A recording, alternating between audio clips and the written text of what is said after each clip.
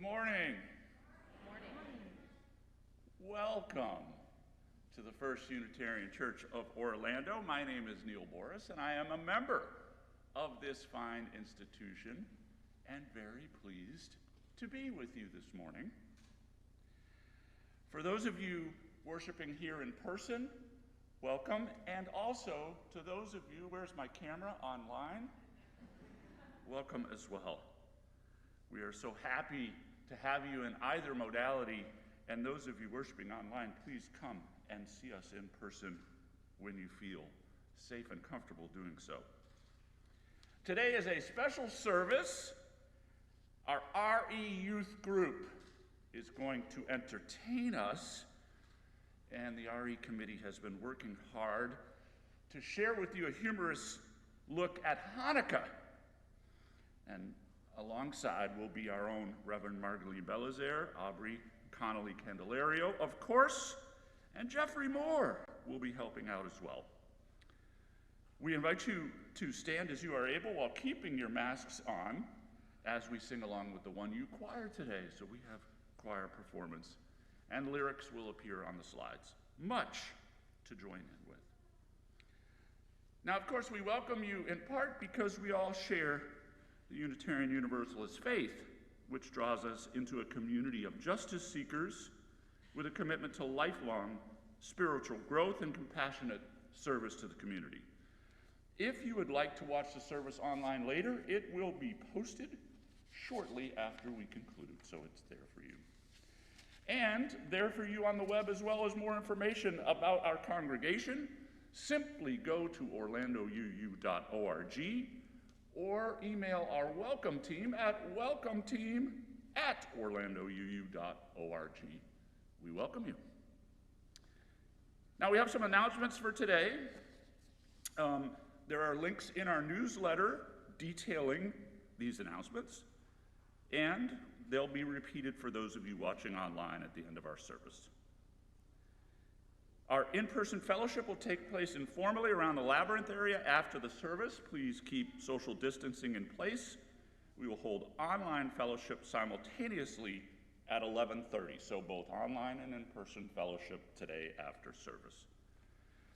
One of the online breakout rooms is the Welcome Center, where you can bring any questions you have about our church. You may have noticed the Joys and Concerns cards as you walked in. Each week you can email Gabby, our program assistant, who will be up here shortly, or fill out a card with a joy or concern to share in the service and give it to an usher. Now, for those of you who love children, as I do, we have an opportunity. You want to enjoy the fresh air, feel part of the community, we're looking for a couple of volunteers to offer outdoor childcare 1 or 2 Sundays a month right here on the 1U campus. It's a 10 a.m. to 11:45 a.m. gig where you get to supervise a small group of children with another adult. You'll help them blow bubbles, draw pictures, do sidewalk chalk, explore the play area, and so on. And if you're interested, please contact Emma at recoordinator@orlandouu.org. We'd love to have some help. We are also doing something special this winter, and that is supporting our dear friends at the New Image Youth Center and making sure that kids who go there stay warm this winter. So the Justice Team, Friends of the New Image Youth Center, is asking for donations of new socks in packaging or clean, gently used mittens, gloves, and scarves to be brought to New Image. The children are first graders right on through high schoolers, so different sizes are welcome, and items can be left through the month of December in the New Image Youth Center bin in the volunteer space at church before noon, Monday through Friday, or anytime during church events, including today. Items can also be purchased and shipped directly to New Image via Amazon, but do let us know through the New Image Youth at orlandouu.org email so we can track deliveries. We have our own tracking service here. Isn't that something?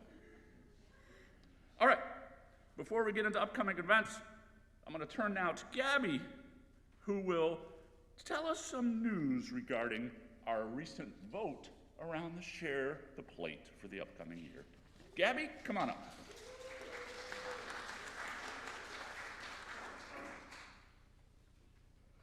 Hi everyone, how's everyone doing? Hi. So my name is Gabby and I'm the program assistant here at 1U, and I'm thrilled to announce the 12 organizations that you selected for this upcoming year of Share the Plate. We will be sharing the plate with the organizations one Sunday a month for each of the 12 months coming up. So please give generously. 100% of the funds received are given monthly to our Share the Plate partners.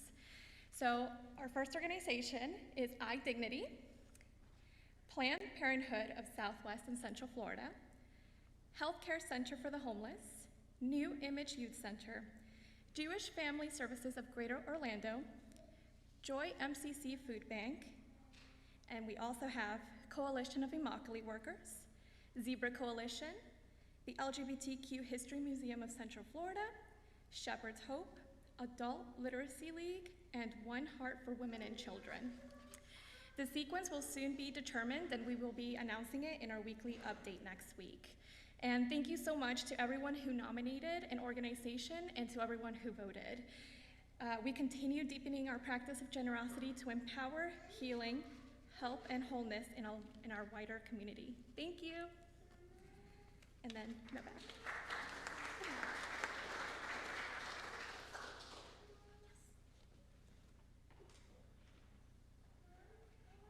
Thanks, Gabby. This is off script. Yesterday, Shantae and a bunch of the kids from the New Image Youth Center were here. I've gotten to know her over the last couple of years, and she is a friend and colleague, and she is incredibly lifted up by this community. She was tearful in talking about how we have always stood behind her and the work at New Image Youth. So I just want to share that with you all. It's really awesome. Okay, the Come As You Are 1U Blue Christmas service on Zoom will be Wednesday, December 15th at 6 p.m. Link and details are in the weekly update.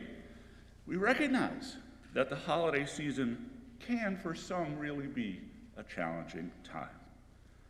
We want to acknowledge this and make room for it and for you, if this is your story. So we invite you to bring sadness, discomfort, loss, whatever you are dealing with, into a reflective space for the holding of your spirit without the trappings of commercialism. We invite you to have a candle available if interested. Again, join us Wednesday, December 15th at 6 p.m. We also have a winter solstice service that will take place on the 21st of December from 7 to 8 in the sanctuary. This is a Mystic Grove event, and it will include songs, poems, stories, and more as the celebration of the longest night of the year and our hope for the returning light of the sun. And then, of course, Christmas Eve, December 24th, we'll have two services, one at 5:30 and another at 7:30. Reservations available during the preceding week online. We also have a Sunday, December 26th service, right the day after Christmas, which is Saturday this year at 10:30 a.m. And then finally, please circle your calendars. February 19th at 2 p.m., Reverend Margalie's installation will take place.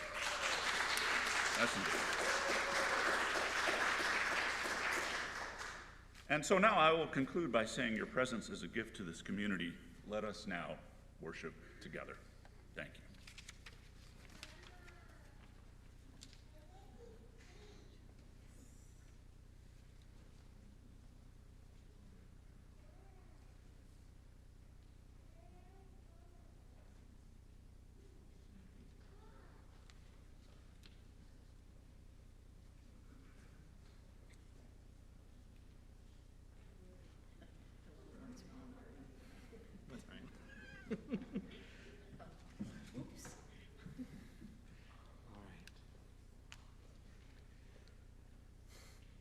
please join us in the chalice lighting chalice opening words.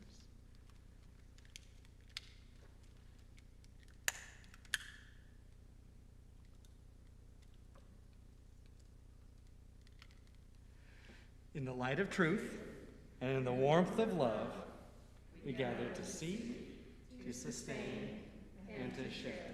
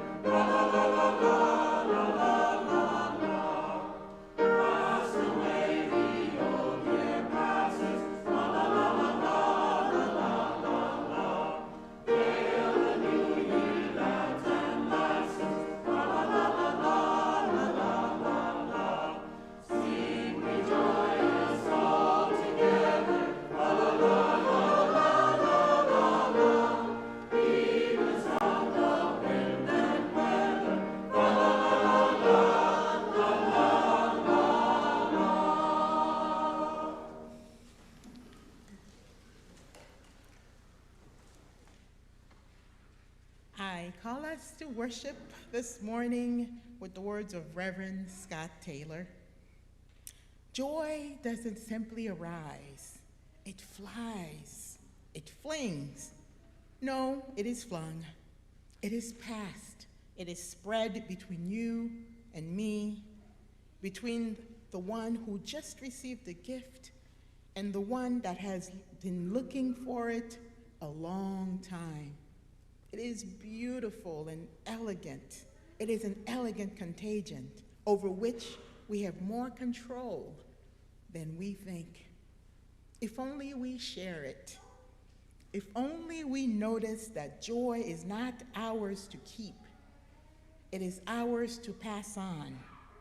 So, let's light up the world, friends. Joy blesses us with its exuberance, so we can make that blessing grown. Come, let us worship together.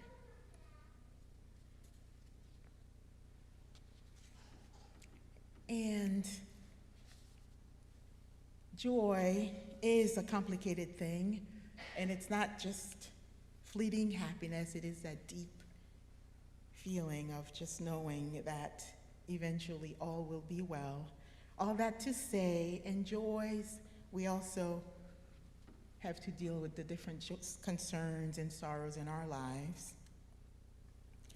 So I just want to, at this moment, just think of all the people who are in the Midwest right now dealing with the tornado. Many have died. Some are currently been rendered homeless, and so on. So if we can keep those people in our hearts in prayer, and then someone closer to home to keep in your hearts in prayer. We received this note from Mary Du Bois, who says, underwent surgery this week and is recuperating at home and is feeling better each day. She appreciates your healing thoughts. And I figure I would close my time up here right now with a joy. Yesterday, it was so good to see so many people here, and I came toward the second half. There were over 50 people who attended our social gathering yesterday, including youth from the New Image Youth Center. So it was so good and so joyful, and these beautiful decorations, everything you see here, and people came, they made wreaths, so it was just such a joy to be together in fellowship, and you can tell people really wanted to and needed to be gathering in community together. So.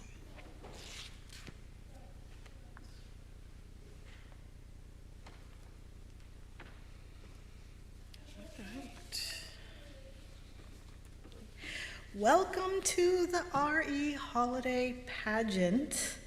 I'm Rhonda Rodriguez, chair of the RE committee, and today we bring you a dramatic presentation of the Latke Who Couldn't Stop Screaming, a Christmas story. This is a book written by David Handler, aka Lemony Snicket, and this story explores the differences between Christmas and Hanukkah, which this year took place from November 28th to December 6th, and features the following cast of characters who graciously volunteered, members of our RE committee and our RE youth group. Our Latke is played by Karina Cook. Our Christmas lights, Cooper Boris and Ethan Peabody. Our candy cane is Cindy Schleier. Our pine tree is Richard Cook. And our family, Jonathan, Sarah, Lily, and Savannah Gray. And I will narrate today's story, which will be presented in 3 sections with hymns in between. So please sit back and enjoy the show.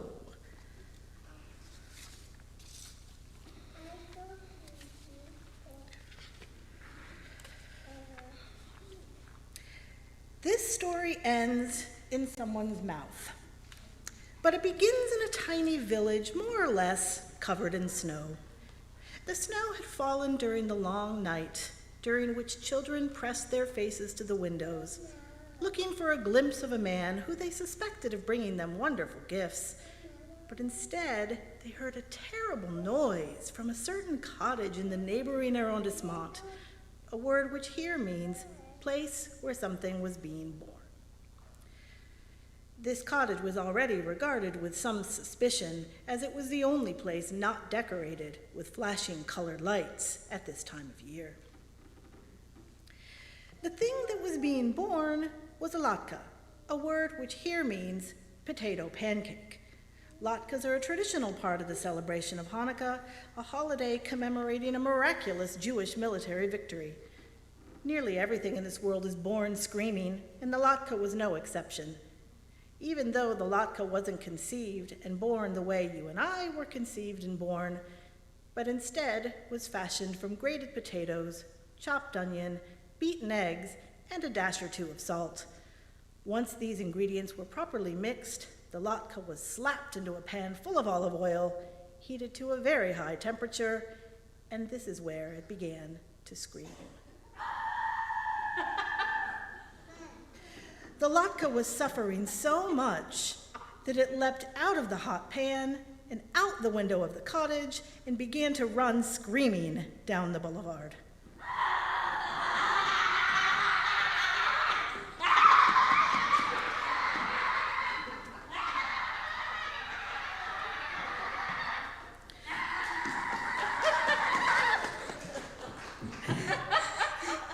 This may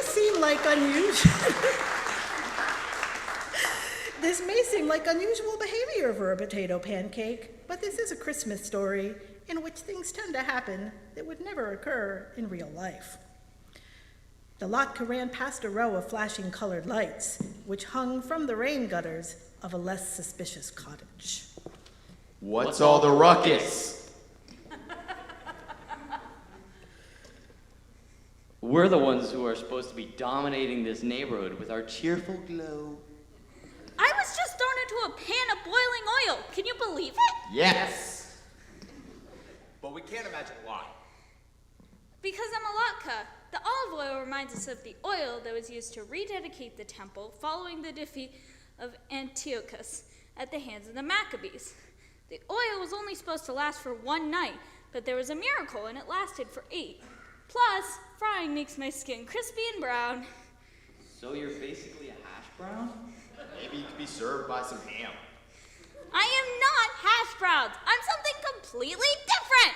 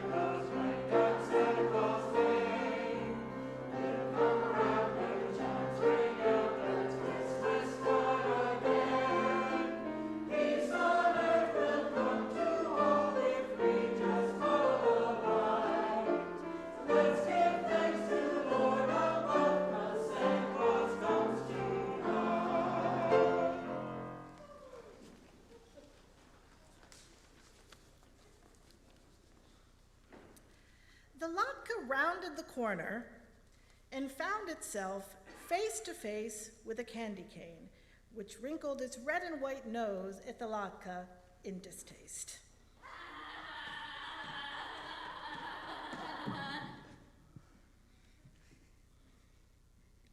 I'm trying to sprinkle the night air with my peppermint scent. Your mouth-watering smell, not to mention all that yelping, is spoiling the effect. My mouth-watering smell is a part of the cozy feeling of Hanukkah. It reminds us that things are better now than they were in 175 BCE, when my people weren't allowed to practice their religion. In order to study the Torah, they had to hide out in caves, and when they heard Greek soldiers approach, they pretended they were gambling with a small spinning top called a dreidel. Sort of like Joseph and Mary hiding out in the manger. Someone should write a Christmas carol about you. I'm not a part of Christmas. It's a totally different thing.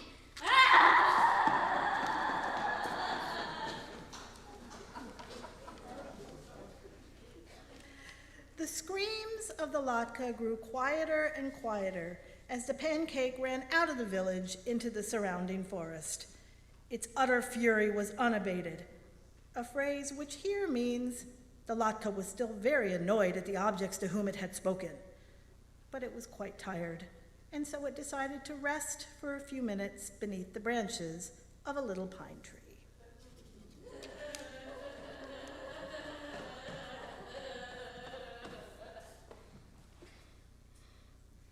The pine tree was napping, but woke up at the sound of an object plopping down at its feet. Are you a present? Presents are pretty. Much the only thing that lies beneath me during this season. Presents aren't really a big part of Hanukkah. There's nothing wrong with giving gifts to loved ones, of course, but it's most important to light the candles for 8 consecutive nights to commemorate the miracle in the temple and the miracle of victory, even when you're thoroughly outnumbered, so you shouldn't give up hope. Plus, Santa Claus. Santa Claus has nothing to do with it. Christmas and Hanukkah are completely different things. But different things can blend together. I've got great stories about pagan rituals. We'll continue with our story after this brief break.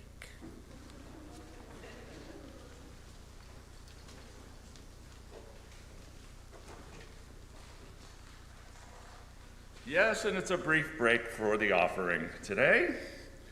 And we continue to support our December Share the Plate partner, the Health Care Center for the Homeless. Ushers will pass the offering baskets with handles for a safe experience for you all. You may also support the Share the Plate partner by finding a link to their organization in our weekly newsletter. Please let us know if you donated by dropping a line to Gabby, our program assistant.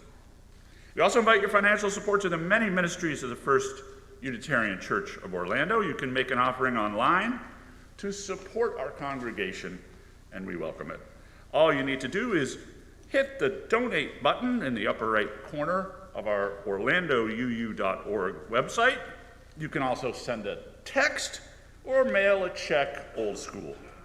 Following today's offering will be a short homily brought to us by Jeffrey Moore on the topic of Hanukkah reflections that will be followed by the conclusion of our pageant. Thank you for giving. We appreciate it.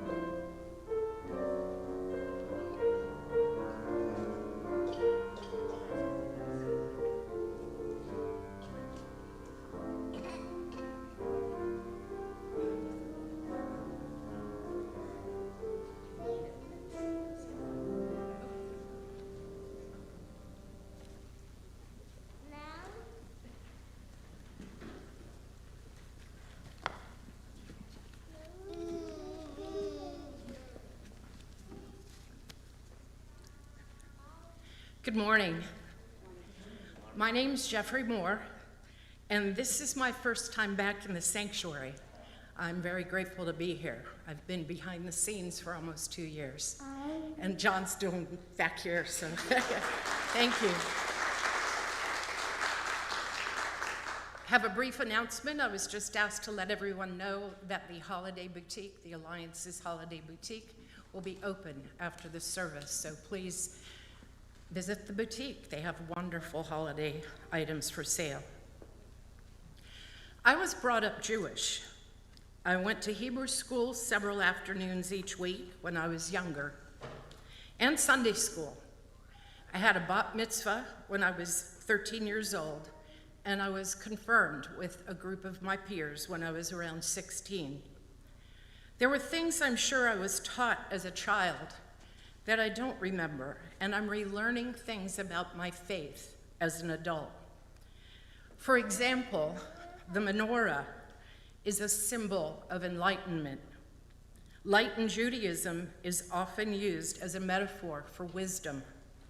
The Hebrew word menorah simply means lampstand. And the traditional menorah is not used for Hanukkah, as it only has 7 branches, 7 being a symbol of completion. The 9-branch menorah used for Hanukkah is actually called a Hanukkah, or Hanukkah menorah. 1 candle for each of the 8 nights, and another one that holds the shamash, or helper candle. We celebrate Hanukkah to remember the miracle that took place in the Jewish temple during the revolt of the Maccabees against the Syrians. A proper or kosher Hanukkah, must have the candles in a straight line, so it's clear which day is being celebrated. And the shamash must be separated from the other 8 candles, either being at a different height, higher or lower, or placed at the end because it's not part of the 8 days. As a matter of fact, I just remembered the traditional menorah that we had when I was growing up. It was from Germany, I believe, and there was no hole for the shamash. We had put a piece of wire into a little hole in the Hanukkah itself and brought it out, and we'd slip a candle into that. Alex and I bought an artistic Hanukkah on our honeymoon many years ago while in Tarpon Springs. It is titled Generations, and we both fell in love with it when we saw it on the shelf. At that time, I didn't realize the importance of a traditional Hanukkah. So today we light candles in both Hanukkahs, the artistic one and a more traditional kosher one that I borrowed from my mother. When I was a child, we would light the Hanukkah menorah each night and eat potato latkes, which you've just heard are pancakes, but not hash browns. Even though Alex likes to put ketchup on them every now and then. Ooh. Our parents gave us a gift each night of Hanukkah. For a year or 2, I have a vague memory that we were given Hanukkah gelt. Gelt is money, as presents. We would get 1 coin the first night, 2 coins the second night, 3 coins the third night, and so on. I have a memory of waking in the morning to find the coins on the footboard of my bed. I also learned the hard way that each family has their own holiday rituals. When I grew up, we lit the shamash, the helper candle, and used it to light the other candles each night, and we would blow out the shamash almost immediately to let the other candles burn. I was told that was so the shamash would last all 8 nights, just like the oil in the origin story. And surprisingly, even now as I follow that ritual as an adult, I find the shamash lasts almost as long as the other candles on the 8th night of Hanukkah, even though it's been lit for a few minutes each night. While learning about other families' rituals, many years ago, I went to an event at someone's home when I was in a single parent group at the Jewish Community Center. We shared in lighting the Hanukkah, and everyone was leaving the room, and the shamash was still lit. So I blew it out. I was promptly scolded by the youngest in the household, a child around 7 years old. Just looked at me and said, "Why did you do that?" After apologizing and explaining myself, the 7-year-old explained to me that they left it lit and let it burn down each night with the other candles, using a new candle each night for the shamash. Who knew? This year, Alex, my 2 sons, and myself brought a Hanukkah celebration to my 97-year-old mother, with food for a traditional meal, including homemade potato latkes and applesauce and sour cream, no ketchup, which according to my mother is a must, the applesauce and the sour cream, as well as a treat that Alex and I have learned a couple years ago. Caviar is delicious on sour cream and potato latkes. And we brought dreidels, which are the spinning tops, and we played the game after dinner. At her assisted living community, they let us use a room downstairs where we set up, and Alex set up the table, and it was just really nice. The game of dreidel is actually a gambling game, which we were taught as young children, playing with pennies or Hanukkah gelt, which is chocolate candy. And this time we used poker chips for playing, which felt appropriate. We all went back upstairs to her apartment and recited the prayers together as we lit her Hanukkah for the 7th night of Hanukkah. I appreciate the opportunity to share from my personal experience about my Jewish faith. It gives me the chance to learn or relearn some of the background of why we do what we do. Thank you.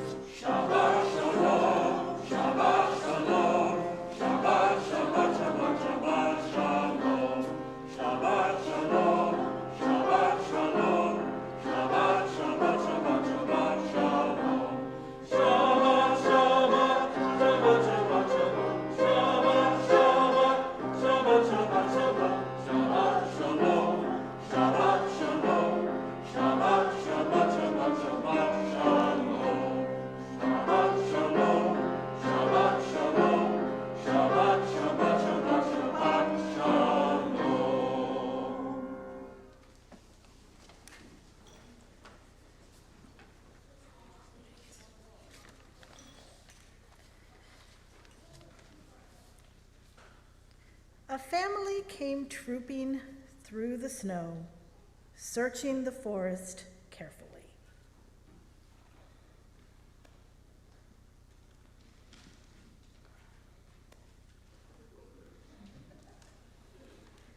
You shouldn't have waited until the last minute to get ready for the holiday. We'll never find a good one. You shouldn't give up hope. Look. Look, look, look. It's perfect.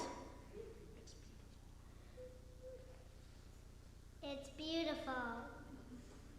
Such a marvelous shape. And its skin looks crispy.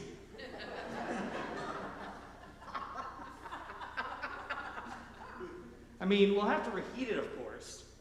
But this will be perfect for our Hanukkah dinner, with a topping of applesauce and sour cream, or even jam.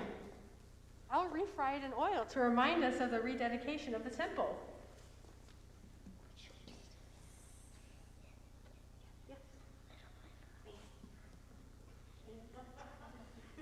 And the triumph of the Maccabees over Antiochus. After hiding in caves all that time,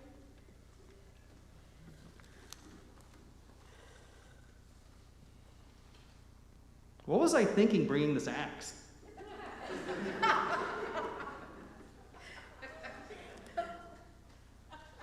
The family strolled back to the village, walking past all the cottages with flashing colored lights and smiling politely at the candy canes until they reached their own home.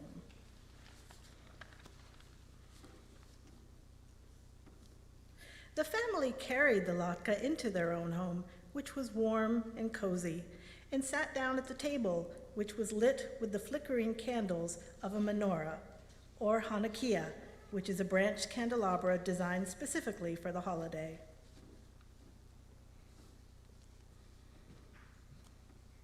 It's very frustrating to not be understood in this world. If you say one thing and keep being told that you mean something else, it can make you want to scream. But somewhere in this world, there's a place for all of us, whether you're an electric form of decoration, a peppermint-scented sweet, a source of timber,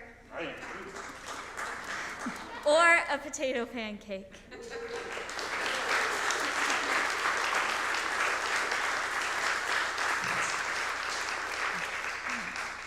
On a cold, snowy night, everyone and everything should be welcome somewhere. And the latke was welcomed into a home full of people who understood what a latke is and how it fits into its particular holiday. And then they ate it.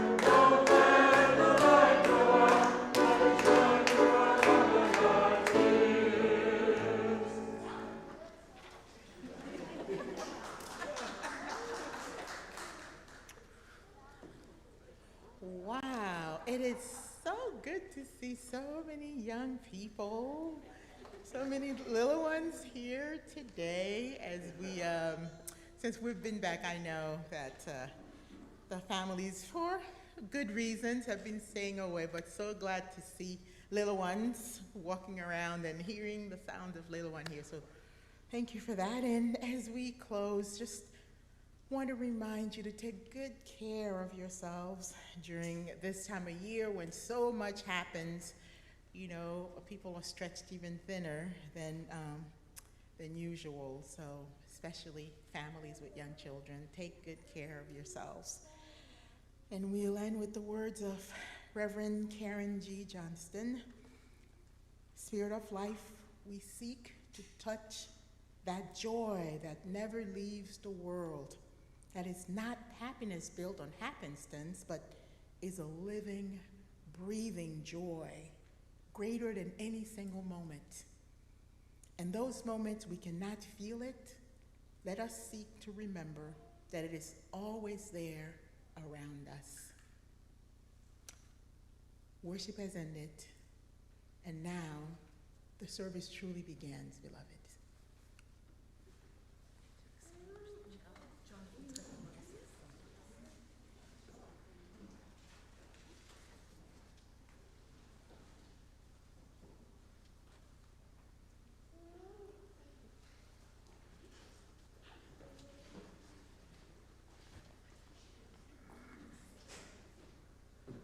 Please join me in the words as we extinguish the chalice. The light of truth, the warmth of community, or the fire of commitment, these we carry in our hearts